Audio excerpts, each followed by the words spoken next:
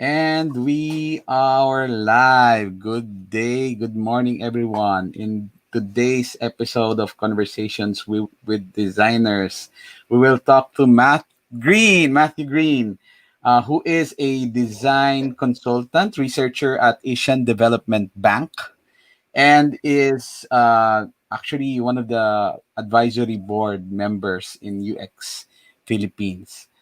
Good day, Matt. Good morning. Hi, Morning. Matt. Yeah, and Hello. and then we Hello. will be co-hosting today is also Din. Hi, Din. Hello. Thank you for having me again. Just help out, Yeah, and facilitate so conversation. today we will be talking about shifting design to research, and we'll talk more about that in a bit. Okay, Alrighty. all right.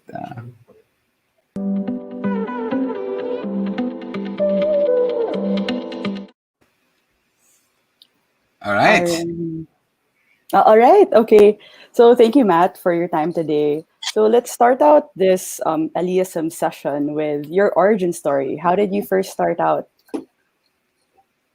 Um, sure. I'm American. I graduated from college, I guess in 1999, to give you some idea about how long I've been doing this. Mhm. I know it's like I was born then. Um, but I went to college and I had this crazy idea after I left that I wanted to change the world. And Wow. I moved to I ran an after school program for kids when I was in undergrad, and I got a job at this company that did largely education research and government consulting in Washington D.C. And about a year into that job, uh, the uh, the company was looking for someone to start doing some web design, and I was like, well, I did art a lot pretty seriously, and so I started taking classes, and it went from me building out websites for teachers and parents and school systems to becoming the guy who um, really wanted to, I think, try to understand how to make things a little bit better.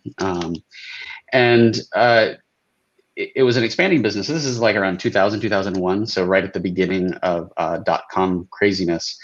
And government services were really interested in how do we present ourselves on the web. And so I actually did uh, at this time when you're a designer, you also had to code, and so this is just the beginning of CSS-based layouts. And I really started. I worked on this one project for a children's mental health online conference. This is in 2001, I believe, and uh, this is when I was just a pure web designer, and me and the developer on it and this other developer, we there was no real framework for how you could have people talking online outside of a threaded discussion engine. So we built this kind of a live blog system, um, and we worked all night. And when we finally launched, it was like it did kind of work, but it bombed. And so uh, no, I mean, it was really like it wasn't. Everyone tried to sort of say like, "This is an amazing thing, Matthew," Yeah, yeah. but Being nice. but yeah, and the interesting thing is that I after that I was like, this is a pretty like this was a painful process, and what we ended up building just didn't really work very well, Yeah. and so um, I ran out and I was like, gosh, there has to be a better way to build web products, and so or websites at the time, I guess is what we called them. Um, and I started reading and learning about at the time. There's a woman named Kelly Gatto. She still does consulting. Um, and she did this book, which I was like the first time I'd ever really heard about UX, and it was amazing about how do you plan out understanding what a thing should be, how do you build it out in a way that you can have understanding of how the users are going to use it, and then communicate effectively to the developers who can actually build the darn thing out and then test that. And it was just like my mind was blown. And so um, I tried adopting how to wireframe and how to build collaboratively with people, and I became kind of the guy in this in-house tech team that people would come to about what is the thing that we should try and build. And that kind of rolled into um, being a discrete kind of mini consulting agency inside this larger research company called the American Institutes for Research. And we started doing more and more complicated projects for different school systems and governments. And we ended up, I guess at the time, I'd be kind of considered an interaction designer. And so that was pretty much my life for about 12 years. And so I would do wireframing and architecture, and a lot of the times to be a designer in my firm was also to do front-end coding. So anything we would have to build, we'd have to build in HTML, CSS, or JavaScript. Yeah. So I was one of the people that would kind Front of go end. through and now we call it a front end, but we just still called it like an interaction designer. Yeah. Matt, yeah. I'm curious. What was your educational background? What did you take before having this research assistant role yeah? Sure. So the college that I went to is called Oberlin. It's in Ohio. It's a small liberal arts college, and I wanted to go to art school originally, but my parents, I'm not like a very affluent person. And my parents were like, no, you really need to go to a liberal arts education. And so learn how to write and learn how to think, which my school really pushed. So my undergrad degree was actually politics. I studied the visual representation of like power, I think was what my thesis was a bit on. And so when I graduated, I really wasn't a quote design person. And that was something that I had to really like hustle and bust my butt to take classes at, there's a university at George Washington University, which is in downtown DC. They had like web and HTML classes. And then I started taking a ton of design classes at the Corcoran Gallery. I even forget the Corcoran College of Art and Design. They've since closed and been merged with George Washington University, I believe. But I was not a quote trained designer until I was designing professionally. So now I think things have shifted a lot, where you can go and get a degree in interaction, HCI, things like that. But at the time, we were all kind of like self-taught. And when you got like your first web design job, was it difficult to land, or was the opportunity presented and then you like took it? Well, it was an in-house firm, and so it was an organization of about 2,000 people, and in that they do government consulting, and they were trying to grow from in-house a capacity for people to do this kind of work, and so they were able to pay for classes and schooling that I did. Oh, that's great. But it was, it's wonderful. It's wonderful. And I think that, I don't know what design education is currently like in the Philippines, but it's quite it was an interesting time. Okay, so let's talk about, so you spoke a bit like how you did interaction design, like you started out as a research assistant and then you're doing interaction design. And how did you get to becoming a design researcher now? What was like a moment that you had that shifted your career into what you're doing now? I think part of it is that as work, when I was building products in the US and then I moved to Jakarta, I was still doing some interaction design, but towards the end of my time at AIR, I really found that the complexity of the problems that I was solving were much less interesting to me. That you build a lot of websites, even you build a lot of apps, they're interesting problems. But for me, the reason why people would come and have websites or systems or something that didn't work very well was because either the business didn't understand actually what the user needed. And so I, as a designer, would be kind of given a limited degree of requirements. And maybe I could do a small amount of research to understand, well, what is it that this user needs? And I'll maybe have some conversations, interviews. But the complexity of the system in which something is being built was much more interesting to me as a problem. And it was also kind of just availability of what happened was that my friends in Jakarta, I did some interaction design work for them, and that because I kind of specialize in rapid prototyping, we started doing more workshops and with design teams in Indonesia about, well, how do you build in an iterative process, or how do you do UX for real? And I think from that, it really became the discovery period at the beginning of the process was really what people were more interested in talking to me about. And so it's kind of like also the work just kind of shifted that way. I'd love it to be that there's just like one little thing, but it was an availability. I think most recently I've been working at ADB doing pure research. And for me, that was kind of a stretch. Like I had done research on digital products for a while. What is but pure I had, research? What do you mean by that? well, so a lot of times when we think about designing a website, we think of we're going to have some requirements or a problem statement. There's some kind of design or iteration about what the thing should be. We build it out and then we test it, and then there's some kind of cycle. I was asked to basically do research on business systems, and I told people that I wasn't really like I could do workshops on design thinking, or I could do workshops on iteration and that kind of stuff, but I wasn't a pure researcher. And so it was a bit of a stretch for me, really. I was asked to go and do understanding what's the business system. And so the same way that I would apply trying to understand how do we use this little app or this particular thing, we ended up looking at what's the overall context of the business operations. Yeah. So that's a common thing, right? That you notice when it's just you're more into more like systems design. You need to understand the context of use when you're doing your research. So it's interesting that transition to you as well. Do you work on this alone, or do you have like a team with you?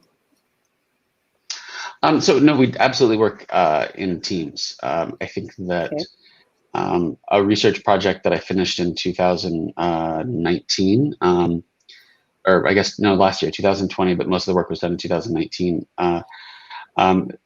When you're studying a very complicated organization, there's a lot of people involved looking at these questions. So there were 7 individuals working on this one research question of how is it that ADB uses information and knowledge to design and develop all these basically power plants and these systems for countries, like the actual real things that transform. And so I was the qualitative researcher on this one project to look at doing focus groups, and I guess I did probably like 120 interviews. 120 interviews. Yeah, maybe about 80, and then the rest were workshops. But then and also traveling to Fiji and Cambodia to do workshops in country to try and understand the client's perspective. That's so interesting. Can you share more about like your design research projects and like you traveling to these countries and conducting research? Sure. Well, whether or not you're building a product for like a phone, or how a business answers what its customers needs, you need to go and talk to clients. And so the research question was, how is it that my employer learns from what they do, and how responsive are they to client needs? So it's kind of like a customer experience research project. And because the clients are governments themselves, you actually have to go and do face-to-face meetings. And this was one of the first times I think that my employer tried to use human-centered methods to have conversations with their government officials. So in Cambodia, for instance, we did a workshop that I know Ellie and I have done in the past, like journey mapping. We talked about what is the customer's experience over time from the standpoint of this government supplier, ADB, and trying to understand their client needs. And so we flew into Cambodia. It was crazy tiring. We had a local woman who helped me, who speaks Cambodian, or Khmer. And we had to translate all of the workshop materials and everything into Cambodian. We had simultaneous interpreters in the room. And so we did these very large workshops with all these very senior government officials in Cambodian and English. And so, I mean, it's the same thing that you would do in a workshop here, where you do get out stickies and talk about what are your pains over time, what's your experience like, and then trying to have that kind of honest and open conversation. And it was really, really effective. So Ellie's flashing your Instagram page right now, and I understand this is from one of your design research projects. Where is this again from? So this is in Myanmar, in Yangon. So this was a project from 2016 supporting Somia Customer Experience, which is a design research firm out of Jakarta and or Indonesia and Singapore. The company had there's a company in Yangon. Yangon is a closed country, and until I guess 1992, 1994, there wasn't a lot of foreign business or people just coming to the country.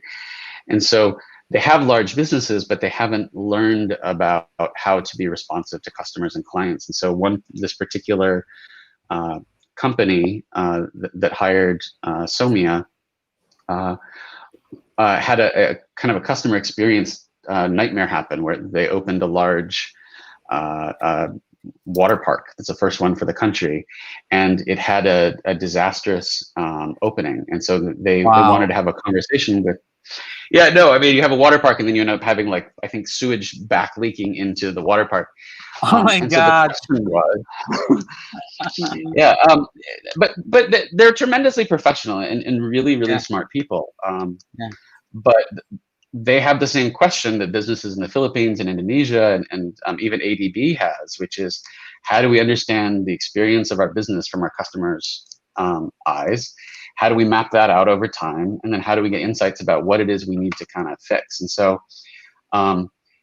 in that case, it was really fun, because we were actually teaching people how to go and actually walk the journey. What is the experience like going to a water park?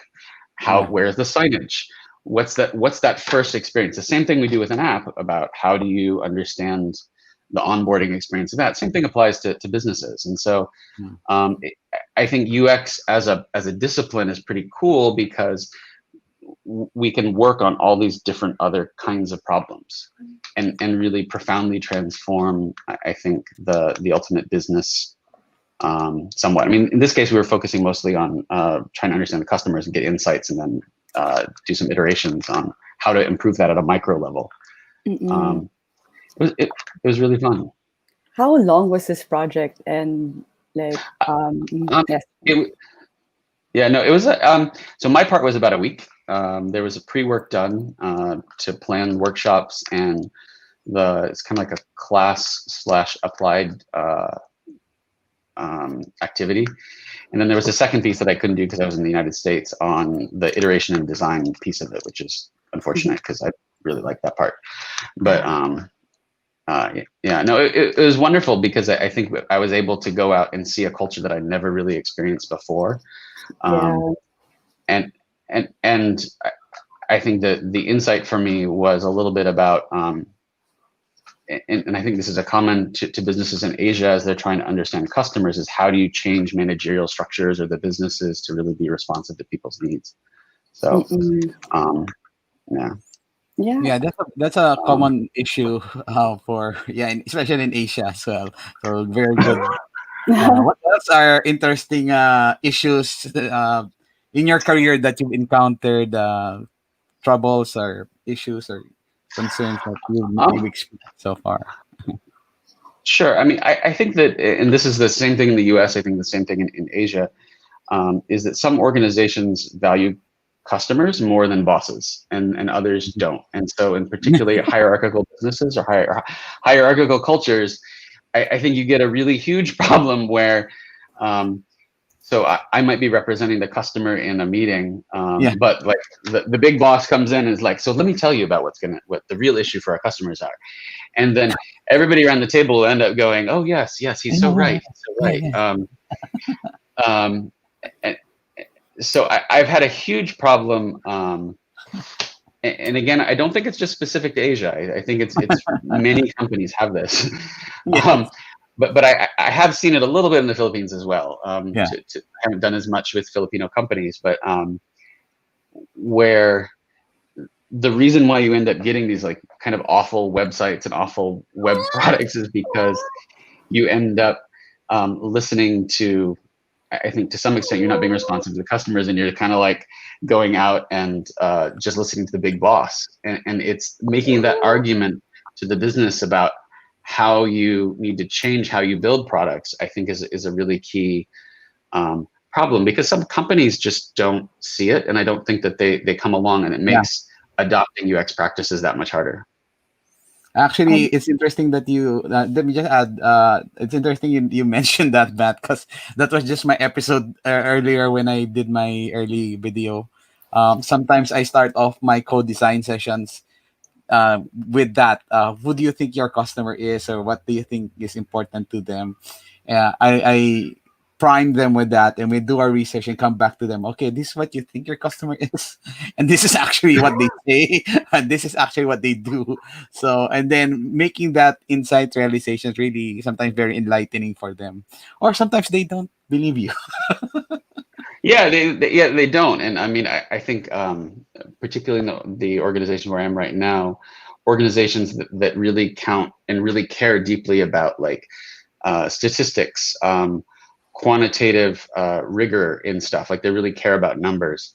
It makes the argument for qualitative findings, like people's pains, I think that much harder Yeah. to understand. Like how big a problem is that really? So Yeah. So you have to balance yeah. now the qualitative and the Yeah. quantitative. And how many people? No, the only 5 people said that. Mm-mm. Sorry, you mentioned Ellie Yeah. co-design. Do you both do that? What is co-design, and how helpful is that in communicating the value of your work as a UX practitioner? Have you Sure. tried that, Matt? Are you doing that? Mhm. Yeah, no. So co-design is in the past, I as a designer would build something and then I would give it to my customer or my user, and they would look at it and say, "Oh, that's awful." Blah blah blah. Crunch, crunch, crunch, crunch, crunch. And so I think that what people have said is that, well, we could design with our customer, where I might know design or I might know usability, but I'm never really going to know the business that well, or I'm never really going to know what the experience of being an insurance agent would be. And so I think that co-design is about designing with people. And so I think that you've seen that take off a lot as design research and design methods have kind of propagated throughout the world. I've done a co-design with, in Indonesia, I did a co-design project with Mattel, where we actually we brought in toy designers from Hong Kong, and then also brought together people that were teachers and experts in early childhood education, and then talked about, well, what's doing a brainstorming session together where these different representatives of the toy people want kids to play with toys. Parents and teachers want kids to do things that's just not on iPads. So how do we bridge that? And I'm like, I don't have a good answer for that, but we can bring the people together in the same room and play games and do drawings or sketches about what is it we could give our customers. And so actually from that work, we came up with some kind of interesting ideas. There was I think Mattel started something called Play Centers in Singapore. Really? Let's look at that. Yeah, I forget what it's called. I'd have to look it up. Let me see if I can see it. Singapore? Mattel. Mattel. No. Shang. I'll find it. We can keep talking. Yeah. But yeah, that's a great way to get on the same page with the people you're working with, and kind of like to fill in the gaps in your own research and understanding. Yeah, I think that it's more common in design, where if you're, as opposed to just doing a pure interview, you can actually do a workshop where you can allow your customer to either through card sorting or through designing, like you've done in the past, where you take a phone like template and you can talk to people about, as a parent, what information do you need for your kids or what would be most useful for you if you were to design an app just for you. And so we would actually print out lots of little cards about all the possible little widgets we could put on there, and generally in just a textual summary. We put it out, and then you give it to the parents, and the parents can actually pick up the paper and set it down, and then it actually gives a prioritization. And so I think the cool insights about that is that I'm less interested about what they choose, but why they're choosing it. And there's something really powerful about empowering your user to really to really be able to design with someone. It also equalizes the field, I think, a lot, where you're not that big boss telling me what your customer should have. You're really listening. So what about you? Mm-hmm. Yeah, of co-design. I have fun doing co-design sessions, especially if you start making them aware. Yeah, exactly what you're doing when you have the uh, people do something and it's different from the bosses expect. It's really for me. See, see what do you mean? For me, it's a great way to get people enlightened about how people actually behave. Right? Yeah, I think it really empowers also like your customers, and especially giving them the light and really understanding where they're coming from. But that's such a fun experience, like as you mentioned, really like using post-its and like which features they prioritize and why. So for people who would like to break into design research, what tips can you share to them? And what for you are important qualities to have as a design researcher? Which one do you want me to do first? Tips or qualities? Perhaps qualities, and then let's end with tips. Okay. I think that the piece that I'm most I think the qualities I value the highest are curiosity. I think the mindset of being equal with the people that you're talking to. I think I think the idea that I'm really I'm humble and literally trying to understand the experience of the humans I'm talking to, in whatever context they have. And so I find that sometimes in UX there's this kind of it's not just Asia, it's also certainly in the US, like the tech bro kind of thing, where people think very highly of themselves and like they have lots of followers. And so I find that in research or being able to listen to people, it's much more about being humble and quiet. And I'm a pretty extroverted person. So there's, I think, a reflexive quality of that you're trying to learn from what you do so you can get better. I guess one of the ways I do that as far as a tip goes is I record my interviews and I listen to myself, not just for coding, but how is it that I phrase the questions? Did I ask the person 2 questions? Was I pushy? I have a bad thing where I try to finish sentences for people. It drives my wife crazy. Like this now. I didn't notice. I didn't notice it. How do you feel about listening to yourself? Initially, when I was first doing interviews, I'd cringe at listening to my own voice, but I just had to like power through to like listening.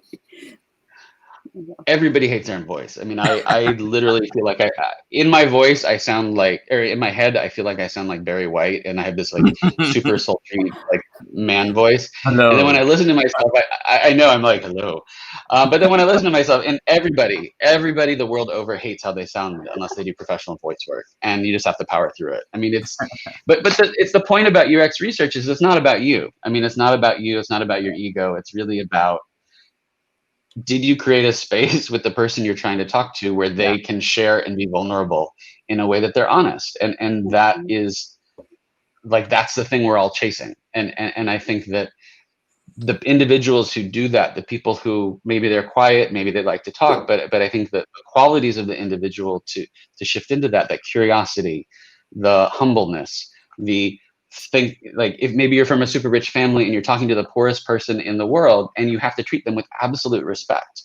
And so because they are the expert in their own experience, and that is what governs our work. Tips. Let's see, to do UX research.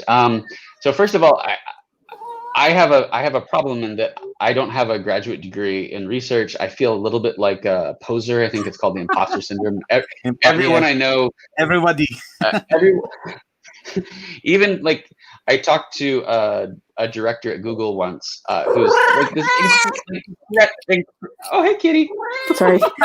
We have your That's we okay. have our commercial, Mascot. our Elise mascot and there. mascot. Sorry, she Go ahead, No, interrupted. no, it's life. I mean, I'm amazed that my children have not banged through the door and come in here and climbed and like, Daddy, what are you doing? That's Daddy, what what are you makes it doing? fun. Um, Go ahead, your tip. Yeah, you're saying. oh yeah. So tips. I think you have to. I think a culture of learning needs to be a part of all UX teams. Like, I mean, that's probably the reason why people would be listening to this is that you're trying to get better at doing what you do. But it's for me, it was. I think the tips, or at least what I try to do in my own life, is I try to read a lot about. I try to read probably too much. About certain aspects of research, and it all relates to my project. So Yeah, if I'm yeah, doing a project on dashboard design, I'm learning about infographics. yeah, yeah, Um, there are a few books that I think that you're going to show that yeah. friends of Sure. mine who are mentors have recommended that I think are really good about explaining design research to people who are sort of new. I think you have it on the screen. Yeah, Um, there, they put it there. Yeah, there's a lot about the craft of how you design a research plan, how you figure out what are the respondents you want to talk to, why do you want to talk to them, how do you construct your research. That's really it's very important to treat the discipline with seriousness, because you can do research and end up, because of biases in your own issues in how you're approaching it, you can make things worse. And so, yeah, while research is an opportunity to make things better, I think that tools like this, another one that I really like, I think is excellent. I think is this other one, the qualitative yeah. This one. research design, which is like a tiny little book, but it teaches a lot about how you approach questions and research. So I think those are really key parts of doing research, in addition to the other kinds of qualities that I talked about. I don't know if I think there are great classes online, but haven't really found a whole lot on design research per se. It seems mostly you do it in graduate school. And a lot of times it's people have studied psychology or sociology, or Yeah, especially anthropology, yeah, are some of the best people to do this kind of work. And so you shouldn't just think you have to be a designer to go and work in the field of design. In some ways, I really, really wish I had done an undergraduate degree in psychology or anthropology in yeah. retrospect. Same. So Maybe you can still study math, masters or doctorate. yeah, no, I've actually been looking at it pretty seriously, but Same. there's a cost benefit. I find myself in rooms where a lot of people have PhDs, and it's very intimidating for people to ask me questions like, well, why should we do this? Like, should we talk to 30 people or 60 people? Or what are the criteria? Or why, I have answers for those questions, but I do think the discipline that comes from academic rigorous study is useful, but I don't think it blocks you from doing the work, unless you're working in some firms in the U.S. where you do have to have a master's degree or a PhD. So, but I'm pretty optimistic about it. So yeah. Thanks for sharing about that, Matt. Sorry about my cat. Okay. Oh, you're welcome. But No. oh, any I love the cat. Actually, it's our mascot all around. You should have like the cats kind of like running in and Commercial out. break. Commercial break. Cat passing. thanks for sharing some books and like some resources. I'm definitely Yeah. I love like consuming like books about design research especially. But we'll check this out. Would you have any last like remaining message for people who are viewing this? I think I would implore people to take more time to understand the context of what they're designing for. And I hope that if there are any business leaders out there, understanding that taking time to do research to understand the needs of your customer is really a vital part of design, and one that like we want to run to pixels and we want to run to make things beautiful. And I think we spend too much time on that and not enough in the space of need. And that's honestly, I think, where the most innovation could come from. And I think in the Philippines or just in anywhere is that there are a lot of unmet needs that we don't yet fully understand here. And the individuals who understand that need and can meet it faster, better than other businesses can completely disrupt the Philippines, can disrupt Asia. So I'm incredibly optimistic. And I think it's one of the least valued disciplines that I've seen. And I think it's just such an amazing opportunity to completely transform the Philippines. So Yeah, I agree. I mean, I think it's That's so why exciting for young people. Yeah. that's why you're our one of our advisors in our board. Thank you True. for that, man. Thank you. Thank Taking the you. time to Yeah. understand really in a systematic way. Yeah, But yeah, I guess. Well, Thank you very much, Matt, and you're thank you welcome. for again co-hosting with me. It really thank helps a you. lot, and thank you to everyone who watched.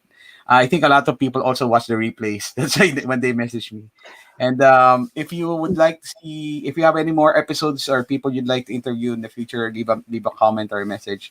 And if you'd like to see the rest of the series of the conversations with designers, we have the website is Designers.cam, conversations with designers. Thank you, Matt. Thank Thank you you so again. much. Until next Have a good time. Saturday. You Okay, bye guys bye. too. Happy